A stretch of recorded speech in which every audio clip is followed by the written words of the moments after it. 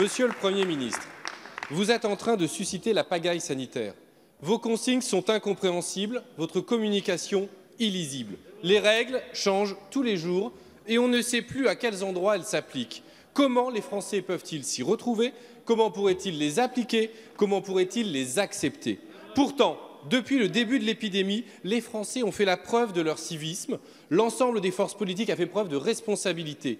Mais comment faire quand on ne comprend plus rien? Les rassemblements de 10 personnes sont interdits, mais nous continuons à nous entasser dans les transports en commun. On peut aller au travail, à l'école, à l'université, mais pas faire du sport. On peut boire un verre ou aller au restaurant, mais pas après 22 heures. Vous fermez les bars à Marseille pour le vendredi soir, puis finalement pour le dimanche. Stop Covid est l'arme ultime contre la pandémie, mais le Premier ministre ne l'a pas téléchargé. Comment voulez-vous qu'on s'y retrouve? Plus de 24 heures après les annonces du ministre de la Santé, le site du gouvernement n'était même pas encore actualisé. Les préfets prennent des arrêtés contradictoires du jour au lendemain. Les maires sont désemparés et ne savent que faire. Dans ces conditions, il ne faut pas s'étonner que les Français désobéissent. C'est vous qui en portez la responsabilité, c'est vous qui sapez l'autorité de l'État. C'est vous qui sapez le consentement à la loi, fondement de notre République. Parce que vous gérez au jour le jour, comme l'a dit Olivier Véran, au lieu de planifier. Or, sans visibilité, sans explication, pas de confiance, pas de consentement. Monsieur le Premier ministre, nous ne voulons pas le chaos sanitaire. Nous voulons pouvoir obéir à des consignes sanitaires rationnelles, claires et compréhensibles. Nous voulons la planification de la riposte à la crise sanitaire et à la crise sociale. Que comptez-vous faire? Monsieur le député Bastien Lachaud, merci de me donner 2 minutes pour revenir sur la pédagogie de la stratégie nationale qui est en vigueur depuis plus de 7 mois dans notre pays, mais qui est d'ailleurs assez analogue à la plupart des stratégies de lutte contre l'épidémie en vigueur dans les pays voisins. Quand je parle de stratégie nationale, monsieur le député, je pense que vous l'avez compris parce que nous l'avons répété un grand nombre de fois, stratégie nationale n'est pas opposée à déploiement territorial, à différenciation.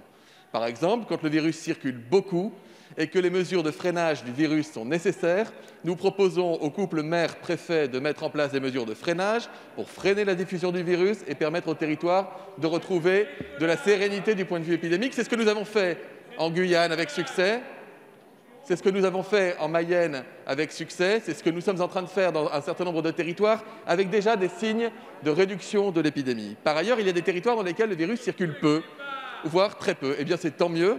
Et dans ce cas-là, nous appliquons là-bas les mesures qui s'appliquent à tout le monde, c'est-à-dire le respect des gestes barrières, la limitation des prises de risque, le tracé, tester, isoler quand c'est nécessaire et la protection des plus vulnérables.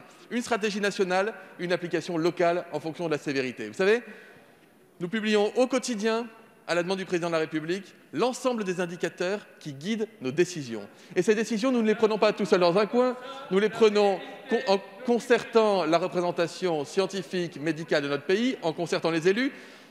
On a parlé d'une métropole dans laquelle il a été compliqué pendant les premières heures. Je me suis rendu à Marseille, les choses se sont arrangées, la compréhension a été rétablie, de faire comprendre les choses. Mais j'ai appelé 8 maires et 8 présidents de métropole, monsieur le député, qui ont en toute responsabilité, accepté les mesures, les ont accompagnés, qu'ils soient de gauche ou de droite. Et je veux saluer cet esprit républicain.